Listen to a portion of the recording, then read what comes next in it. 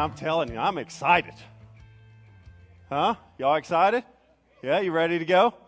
Man, I'm telling you, this is kind of, I told the first service, it's kind of like one of those things where, you know when you live in a pretty good subdivision, but like right down the road is like a nicer subdivision? Come on, you with me so far? It's kind of like I live in a pretty good subdivision.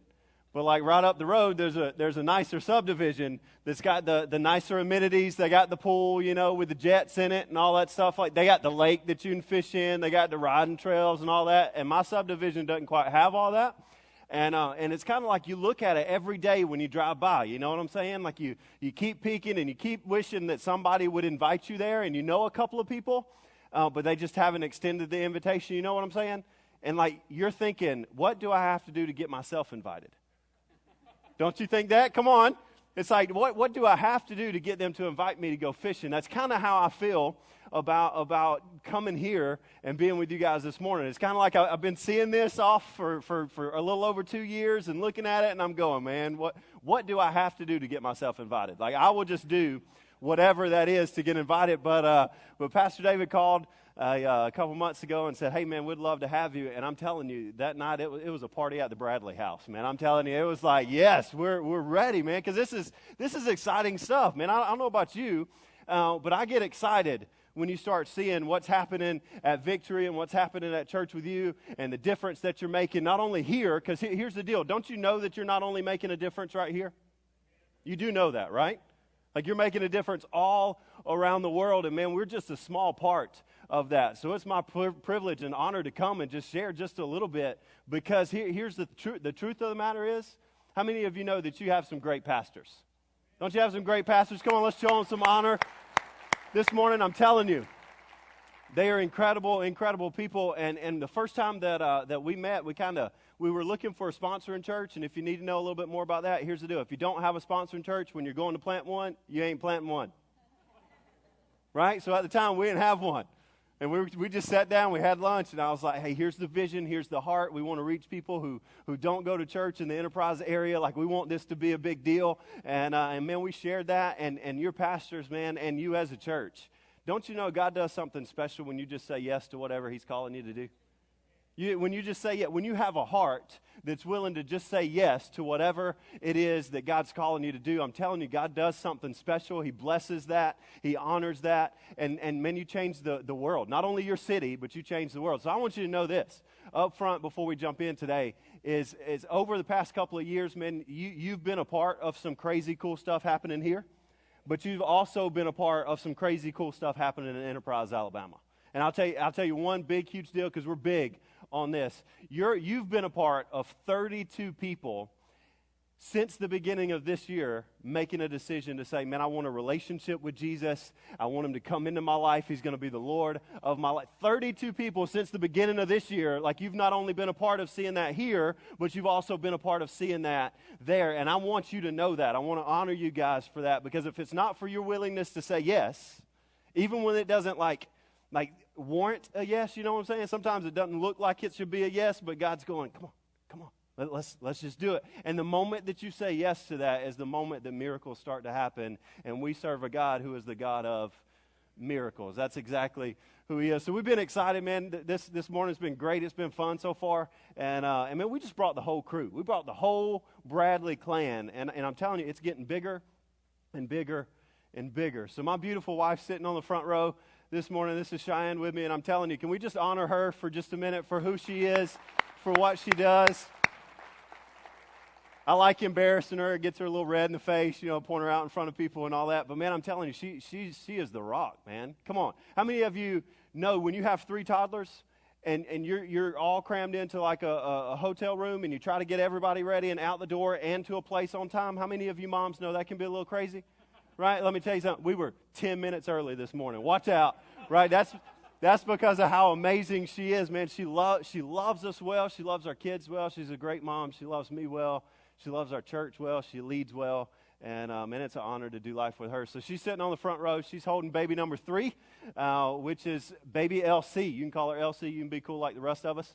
Her name is Lily Claire. So if you just got to be like, you know, whatever, that's fine. You can be weird and not cool.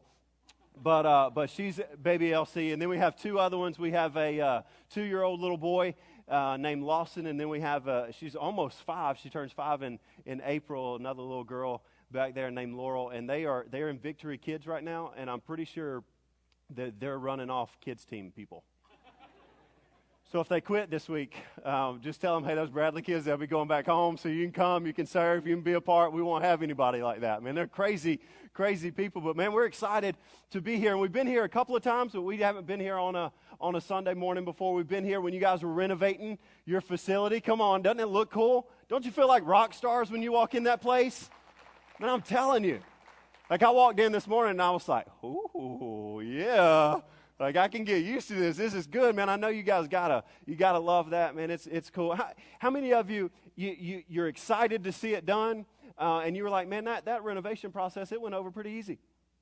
See, okay, those are the people who weren't involved in the renovation process, right? Because we just went through one too, and let me tell you, that is not a real easy kind of deal. Like, listen, I'm glad that it's over, and I'm glad that it's done. Let's move on. Let's never do it again. Right? That's kind of where I feel right now. God's got to work in my heart. Listen, we're all jacked up. I got to work on some stuff too, okay? All right, don't judge me. Take off your halo and set it down to the side. So here's where we're going this morning is I believe that most of our hearts, if we're followers of Jesus, as a person who's following Jesus, our heart wants to line up to his heart. Are you right? Am I with me so far? Am I right with that? Like you want whatever God cares about to be the things that you care about. Like you want what matters to his heart to matter to your heart. And I think as followers of Jesus, that's where we are. And for that actually to take place, then we've got to do a couple of things in our life. So this morning, if you're a follower of Jesus this morning, that's where we're going. We want God's heart to become our heart. But to be able to do that and to be able to have that, we want to do a couple of things. But if you're here this morning and you're going, well, man, I wouldn't say that I'm a follower of Jesus. Like I wouldn't say that I'm a Christian. Because at Church With You, here's our deal. If you want to know anything about our church, here it is summed up in one statement. We're a church for people who don't go to church. That's who we are. Like we are reaching people who have been out of church for 30, 40, 50 years, coming back into church. We're reaching people who've never wanted to have a relationship with Jesus. So we have people in our services every single week who say, hey, I don't believe in what you believe in. And here's what I tell them. You don't have to believe in what we believe in to be a part of who we are. Like you don't have to believe that, because here's what I know. Like if we can just get people in the presence of Jesus on a consistent basis of time, it's a spiritual impossibility that he doesn't show up and change people's lives. Like it's a spiritual, it just doesn't happen. So the whole time, our church, our focus is, man, you can come in, you ain't got to believe what we believe to be a part of who we are, because we know as long as you stay here for a period of time, God's going to show up and he's going to change your heart. But here's what I know. I preach to unchurched people and non-Christians every single week that I preach. And here's what I know about you. If you're in here this morning and you would consider yourself, man, I'm not a Christian, the reason that you're not a Christian is probably because that you don't, it's probably because you've been around some Christians. Come on, can we just be honest? Like, aren't we a little weird? Like, we're a little weird sometimes. Like, during the music today, you like had your hands up and all this stuff, and they're sitting in the back going, what is going on? Like, why are they trying to ask a question and nobody is paying them any attention? Like, what is going on right here? But here's my heart for you today. If you're sitting there and you're going, well, man, this church thing just isn't for me because I'm not a follower of Jesus, I would say that that's the opposite of what is true. And I would tell you that it is for you, because this is the only place that you'll meet the person who will actually complete what you're looking for right now. And here's what I'll tell you, is this morning I want you to know the heart of God, the true heart of God. Because I think sometimes we as followers of Jesus kind of jack that up and we make it look like what it's not meant to look like. You know what I'm saying? So even if you're a follower of Jesus here this morning, we're going to dive into how we can make God's heart our heart. And if you're not a Christian this morning, I want you to see the true heart of Jesus so it will come into your life and change your heart. That's what I want from that. Okay, so as we're going this morning, if you're note takers, get ready because we're going. If you're not note takers, take notes anyway, and be ready, because this is going to change your life. If you really want God's heart to be your heart, then this is really going to change your life. So the first thing that we have to do, if we want God's heart to be ours, the first thing we have to do is see like Jesus saw. We have to see like Jesus saw. Now here's what I mean by this. Don't you know that Jesus sees things a little bit different than we see things most of the time? You with me? Yes? let me tell you something. This works better if you talk back. All right, like you got to talk back, right? Most of the things that I say are not rhetorical. You can say a or yeah or get it or what you say, whatever you got to say, you can say that and make it more enjoyable for everybody this morning. So we have to see like Jesus saw, but I want you to see this in Scripture. So where we're going to John chapter 4. If you got your Bible, John chapter 4, we're going to be in that. We're going to kind of skip through a couple. So if you're type A people and we start skipping verses, you start freaking out, that's okay. Bear with me, it'll make sense in the end. You good with that? All right, there we go. John chapter 4, verse 4. It says, now he had to go through Samaria. That's talking about Jesus. Now Jesus had to go through Samaria. And I just got to stop real quick, and I just got to tell you, that doesn't sit well with me. Right? And I know you're like, dude, can't even get through one verse. But here's it, man. I see stuff in these verses that I think, man, golly, we got to point this stuff out, because here's what I see in that: nobody tells Jesus what to do. Right? It says now Jesus had to go through Samaria, and I'm like, oh no, he didn't. Like Jesus don't have to do anything. Like Jesus does what Jesus wants to do when Jesus wants to do it, because he is the King of Kings and the Lord of Lords. So I look at that, he had to go through Samaria, and I'm like, no, I'm gonna figure out if this is true. So I started researching a little bit and actually found out that there was 3 ways he could have taken instead of this one. Come on. Like there's 3 ways. So because he was in southern Israel at the moment, and he was trying to make his way to Galilee. So there's 3 ways that people traveled from southern Israel to Galilee back in the day. So one is like right in the backyard of Herod, and probably not favorable for him. There's still some bad blood and tension right there, so it's probably not an area he wanted to go in. But there was another area that he could have went, that he could have traveled, that most Jewish people would have traveled. Right? And the reason that there's another way to go to Galilee except through Samaria is because Jewish people didn't like Samaritans. And Samaritans didn't like Jewish people. You want me to put that in the context of today? You got Alabama fans. And then you got people who are messed up. And they call themselves Auburn fans. Let me just tell you, when I go on a trip and I got to go through Auburn, I find another way. Like, I ain't going.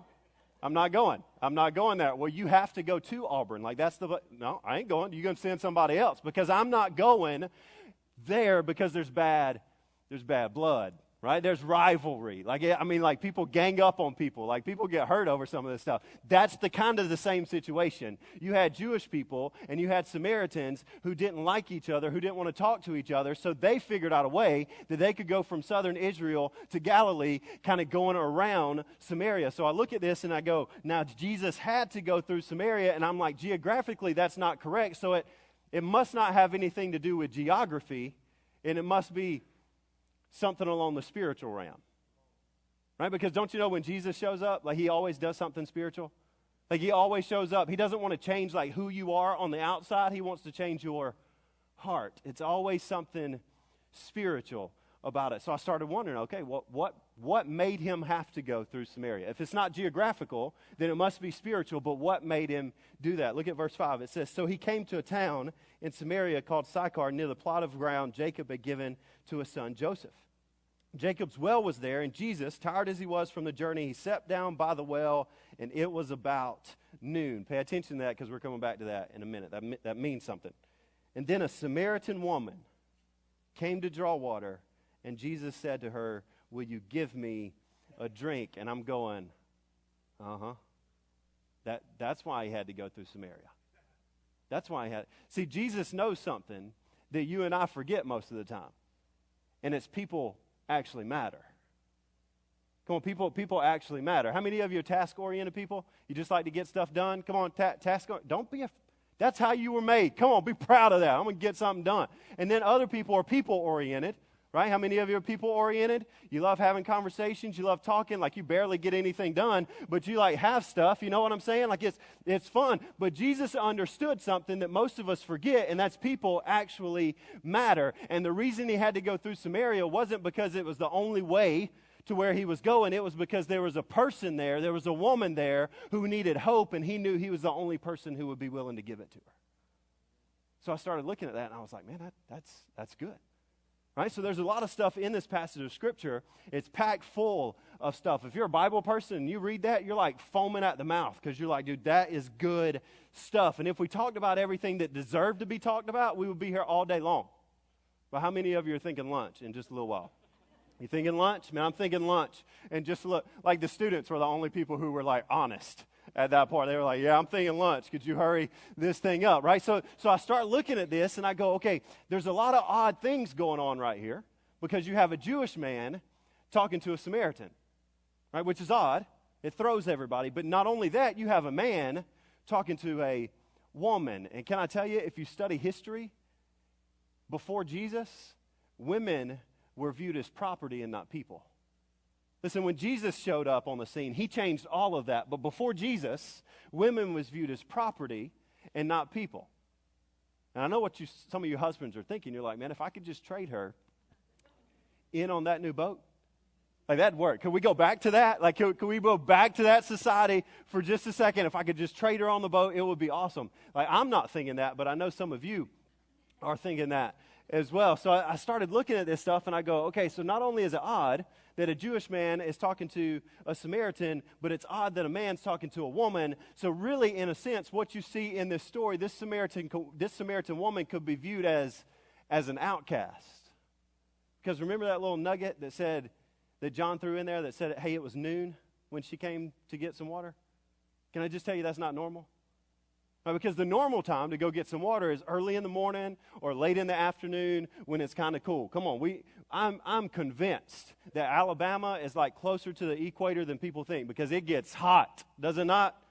Come on, it gets hot in South Alabama. I'm pretty sure it gets hot like in Central Alabama as well. Like I'm telling you, like 117-degree days feel like they're a bajillion degrees, and I'm going, ain't no way I'm going outside right now. I ain't going to work. I'm calling in. I'm sick. Like I ain't going out. It's too hot.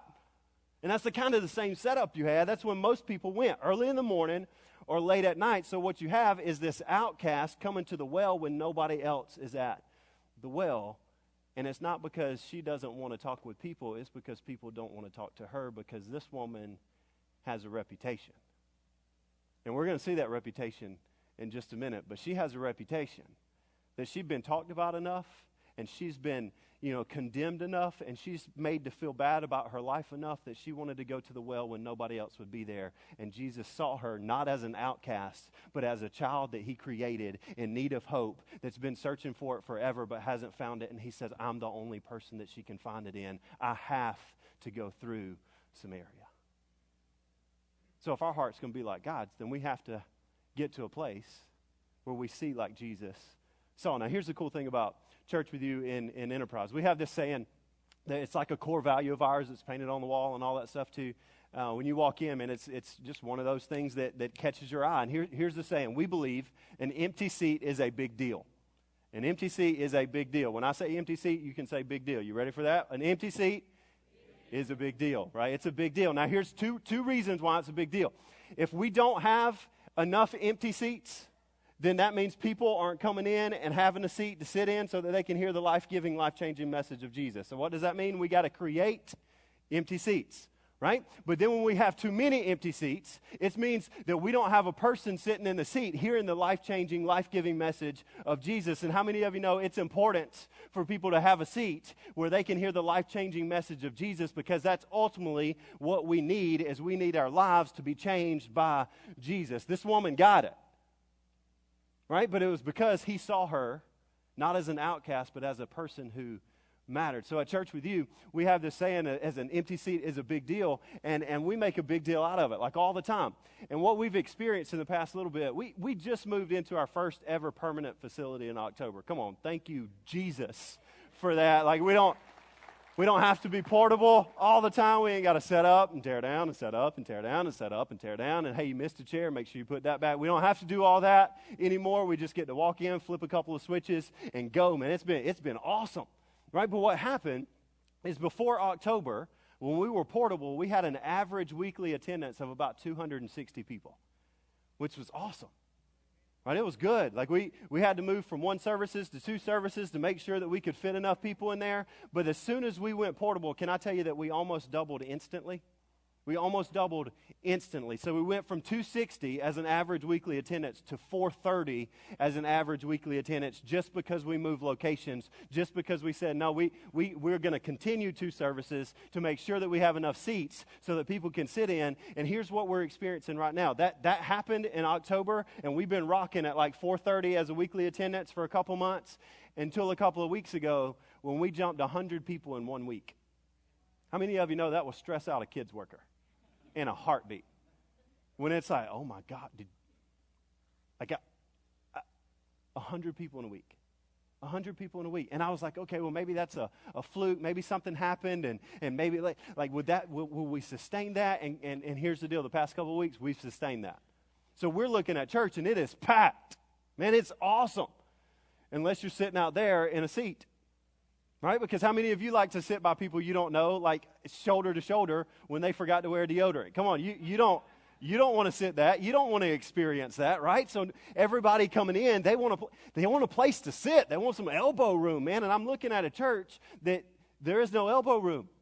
Right? So we made a decision, being that an empty seat is a big deal. Listen, in March, we're going to 3 services. We're going to create more empty seats because we know that people need to have a space to hear the life-giving, life-changing message of Jesus. An empty seat is a big deal because people need hope, and Jesus is the only person that can give it to them.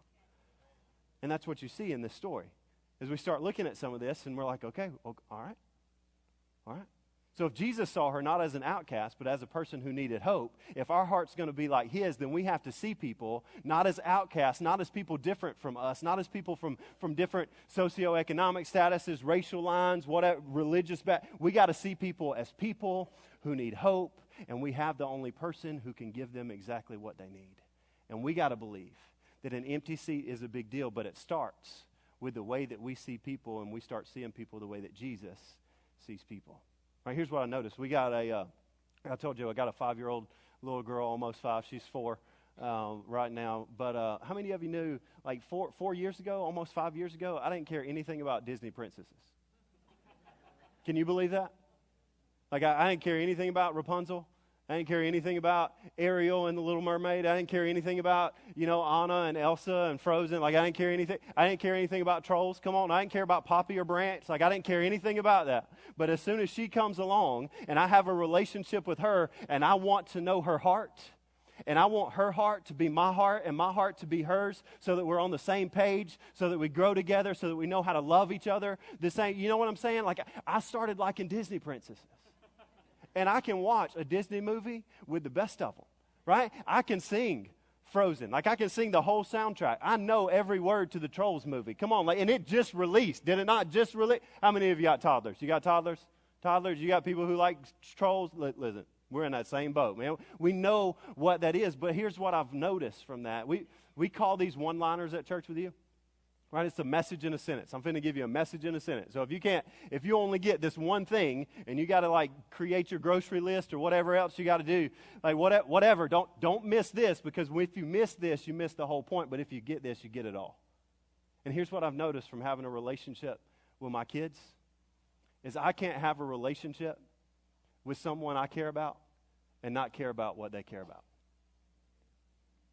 I can't have a relationship with somebody that I care about and not care about what they care about. You with me? We can't have a relationship with Jesus and care about him and not care about what he cares about. And he cares about people who are far from God. You see that in the scripture. Right? You see that in the scripture. So we have to see people like Jesus saw people. We have to care about what he cares about. The second thing that we have to do if we want the heart of God is to do what Jesus did. Now, do what Jesus did. So Jesus starts up this conversation with this lady. Hey, can I have a drink? And she's like, well, I mean, yeah, sure. And then they talk back and forth for a minute, and then this conversation happens. And he says, man, if you only knew what I wanted to give you. If you only knew what I wanted to give, because I want to give you living water. And she's like, oh, that'd be nice. And he said, living water so that you'll never thirst again. She said, oh, that'd be nicer, right? I ain't got to come back to this well. Like, I want what that, tell me how to get that. And then this is how Jesus answers. Jesus always makes it awkward. Go call your husband and come back. Would you have answered that way? No, I would have went like, I mean, there's this well, but like my life, I'm like the living water, like everything. And I would have went into this theological conversation with her and all that stuff, probably ran her away from church and Jesus and all that stuff. But he says, hey, go call your husband and come back. And then this is what she says to him. She says, I have no husband, she replied. And Jesus said to her, you are right when you say you have no husband. The fact is you have had 5 husbands, and the man you are now with is not your husband. What you have just said is quite true. How many of you say that's an awkward conversation? Right, that is uncomfortable. It's uncomfortable for me and you, and we're just reading it. And we're not living it. Like this was an uncomfortable conversation, but can I tell you, I'm glad I serve a God who is not obsessed with his comfort. I'm glad I serve a God who is not obsessed with his comfort. He is obsessed with me. He is obsessed with you. He is obsessed with us, so much so that he sent his one and only son from heaven to earth to die on the cross, to die the death that we deserved to die, right? He was buried and he rose from the grave on the 3rd day, defeating sin and the grave and death. He defeated the world in a moment so that you and I could have a life that we didn't deserve, so that we could live that in freedom just because we have a relationship with him. And I'm sitting there going, man, I'm so glad that I have a God who is not obsessed with his comfort, but he is so obsessed with my life. He is so obsessed with my life. And he looks at this and he goes, go call your husband. And what I kind of find strange is he's willing to embrace the uncomfortable. Jesus was willing to embrace the uncomfortable. And I know what you're thinking. You're like, man, that sounds good. That you can put that on a coffee mug. Like, that's pretty cool. But what does that mean to me? And here's what it means to us. Here's what it means to me, and here's what it means to you. It means that at some point, if we're going to make a difference in this world, then we got to be willing to embrace the uncomfortable and have a conversation with people about Jesus and his church. And some of you are like, whoa, no, I didn't know you were coming today. I didn't know you were talking. I didn't know you were talking about telling people about Jesus. Because here's the deal. Like, I can't do that. Like, I don't know enough. What if they ask a question that I don't know the answer to? Like I don't have theological training. I can't have conversations with people about Jesus. But here's what I would tell you is, can't we not have conversations with almost anybody about almost anything? Like, can't we do that? Do we not? Like, listen, you want to talk about the weather? We can talk about the weather. You know why? Because there's a 100% chance that we're going to have weather today. So we can talk about the weather. That's easy for us to do, right? You want to talk football? Listen, I can talk football all day long. Roll Tide. I can talk it. Right? I can talk it. I can talk about what I think about Sark leaving and going to the Falcons and what he's got. I can talk that all day long. Listen, you ladies, listen. You can talk to anybody about anything. Can you not? I've seen you in the mall. Like you go and you're shopping a little bit and you're doing this whole deal and you see somebody and you're like, oh my goodness, that is a beautiful blouse. Like, it looks so pretty on you. It looks so good. You wear it so well. And then you walk off and you're like, that color didn't suit her. And I'm like, dude, you just lied to her in her face. Like, what are you doing? Right? But we can talk to anybody about anything, can we not? So why in the world, when it comes to talking to people about Jesus and his church, does it get so uncomfortable? And let me tell you why. Because it matters. See, it matters. We can talk about Sark leaving Alabama all day long, but it doesn't really matter. I can talk about what color shirt you got and how it matches your eyes or how it doesn't match your eyes, and that doesn't really matter. You know what I'm saying? We can talk about the weather, but at the end of the day, it doesn't matter. It doesn't matter. But when you start talking about Jesus to people and church to people, that's the stuff that matters. And here's how much it matters. Because some of you are sitting here today and you're in church and you have a relationship with Jesus just because somebody embraced the uncomfortable and had a conversation with you and told you about Jesus, and you experienced who he was, and you experienced what he brought to your life, and it has changed you from the inside out. And that's why you're here. That's why you're serving. That's why you're singing. That's why you're making coffee. That's why you're parking people. That's why you're driving the golf cart. That's why you're rocking kids. That's why you do what you do, because somebody embraced the uncomfortable, told you about a man named Jesus, and he changed your life. And from that point on, you are living your life for him. That's what matters. But we don't do that until we see like Jesus saw and start to do what Jesus did. So that means for some of us, we got to embrace the uncomfortable and have a conversation with a coworker or a friend or a family because we know that it really matters. It matters. Then when you actually talk to them and they respond to that, what do you do then? Here's the third thing that we can do, right? We can use what Jesus built. I want to read verse 28 to you, so skip all the way down. Verse 28, it says, "Then leaving her water jar, the woman went back to town and said to the people, 'Come, see.'" Come, see. If you're a Bible person and you've opened it up and all that, like underline that, circle that, highlight it in your YouVersion app, whatever you're doing. Like take a mental picture of the screen and highlight those two words. Come, see. Come see. Come see a man who told me everything I ever did. Hold up, that ain't what he did. Did you notice that? He didn't tell her everything she ever did. Right? Go back and read it for yourself. Don't take my word for it. He did not tell her everything that she ever did. What's funny about this is she met Jesus. It changed her life. She went back to people and made something up. Now, I'm not saying you need to do that, but I'm saying you need to talk about him because you've experienced it. He's changed your life, and she moved on, and she just went back to the people and said, "Hey, come see. I don't know how to explain it. You just got to come and see. You got to come and see." And then she just made something up that got people's attention, and watch what happened, verse 30.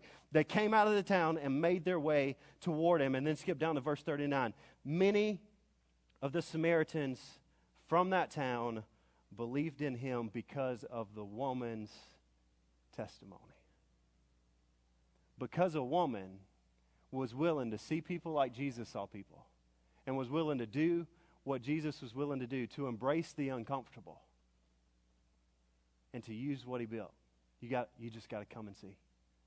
You just got to come and see a guy who changed my life. Changed my life. Can I tell you something about this when I start reading this scripture? Is I noticed something that blew my mind that I think will blow yours too if you're open to it, is, you know, the number 7 in the Bible is like, it means completion. Do you know that? Like every time you see the number 7 in the Bible, that represents completion. It represents like perfection, complete, like all in one. Like this is completion. And every time you see the number 7, that represents completion. And when I look at this verse, and when I look at this story, and why this story means so much to me, is Jesus looked at her and said, "No, you don't have a husband right now. You've had 5 husbands. You've had 5 men in your life that you've been trying to find completion in, that you've been trying to get something out of, that you've been trying to find satisfaction, that you've been trying to find that you are worthy, and 5 people haven't made you feel worthy, so you went to number 6. And you're still struggling, and you're still not satisfied, and it's still not complete, and it's still not making you feel like you're living your life on purpose." But then she met Jesus. Come on, she met Jesus. Jesus was the 7th man in her life, and the moment that she met Jesus is the moment that she realized this was the guy that was going to lead her to being completed. This was the guy that she'd been looking for her whole life. She had tried to find happiness. She had tried to find it in everybody else, but she couldn't find it. She was still unsatisfied, and she was still incomplete. But the moment she met Jesus, she found completion. And can I tell you this morning, if that's what you're needing right now, with every head bowed, every eye closed, here's what I would ask you. If you're sitting here and you're struggling today, and it's hard for you to live your life, and you feel like you're weighed down by so many burdens and shame and guilt and regret that you don't know how to get away from it, can I tell you that Jesus is the person that you can meet today, and he'll do the same thing to your life that he did to this woman's life. And it'll take her from having no purpose to having purpose. And it'll take her from having shame and sin and guilt to having freedom in Jesus. And it'll take her from being an outcast to being a child of God. So if you're sitting here this morning and you've never made a decision to have a relationship with Jesus, you've never said, "Jesus, I need you. Come into my life. Forgive me and give me a new life." Let me tell you something this morning. There's no better time to start a relationship with Jesus than right now. So here's what I'm going to ask. If that's you, if you're feeling that, if you're going, "Man, I want that. I need to feel complete. I need that." I've been searching for my whole life, but everything I've been searching for, it never led me to that. And if Jesus brings that to my life, I want that. I need that. Here's what I would ask you to do. I'm going to count to 3 in just a second. Nobody looking around, every head bowed, every eye closed. When I count to 3, I just want you to lift your hand and say, yeah, that's me. I want a relationship with Jesus. We're not going to call you forward. We're not going to make you come up. I just want to know from your heart to God's that you're saying, Jesus, I'm surrendering to you for you to be my completion. So right where you are on the count of 3, you just lift them up when I get there. 1, 2, 3. Just right now. Just lift them up. Say, yeah, that's me. Keep them up for just a second. Yeah, I see you. I see you here too. I see you here. Yeah. I see you back here. Yeah, I see you here. I see you back here. Yeah. I see you here too. You guys can put down your hands. Now I'm going to lead you in a prayer. There's nothing special about this prayer. What's special is how you mean it from your heart to God's. And just right there under your breath. You don't even have to do it out loud. Just say, Jesus, I need you. Come into my life and forgive me. Take away my sin. Complete me. Help me live for you the best way I know how for the rest of my life. And can I tell you, if that's your prayer this morning, then you just experienced the same God who is the God of miracles that this lady at the well experienced. And this one lady, everybody can look up here for just a second because you got to get this. This one lady who was an outcast, who was looked down upon, who didn't have any knowledge about Jesus other than the fact that she just met him, encountered Jesus, walked back to a town, and she turned the town upside down for Jesus. So can I tell you, if she did that, what can a church full of people willing to see people like Jesus saw people, willing to do what Jesus did, and willing to invite them to what Jesus built, what can that do to our cities? Come on, can we celebrate Life Change this morning? Come on, 8 hands going up in this service. Can we celebrate that? That is awesome. Awesome.